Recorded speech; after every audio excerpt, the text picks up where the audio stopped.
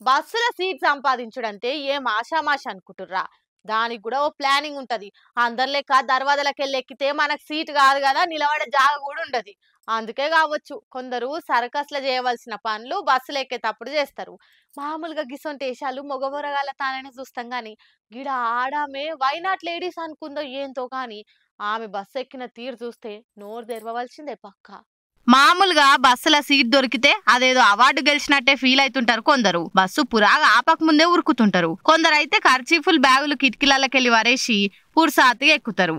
కానీ గీ అమ్మ జర ఎరైటీగా చెప్పులేసి సీట్ ఆపుకుంది.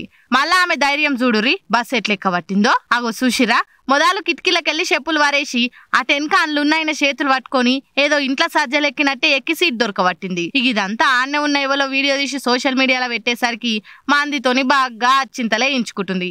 శిషి ఆడోళ్ళు అన్నిట్లలో సమానం అంటే ఏందో అనుకున్నాం గాని దినాం కొందరు ఆడోళ్ళు చేస్తున్న పనులు చూస్తుంటే ఏమనాలో కూడా సమజైతలే. మగబోరగాళ్ళు గిట్ల దుంకులాడిరంటే ఏమన్నా అనొచ్చు. కానీ గిదేంది చీరలు కట్టుకొని చిత్రాలు చేస్తుర్రు, గింత కూడా భయం లేదు. ఎన్నడో ఓ పారి నడ్డిరిగితే మూతి పనులు రాలుతాయి, అప్పుడు తెలివొస్తుంది అని ఇంకొందరు అరుచుకుంటుర్రు.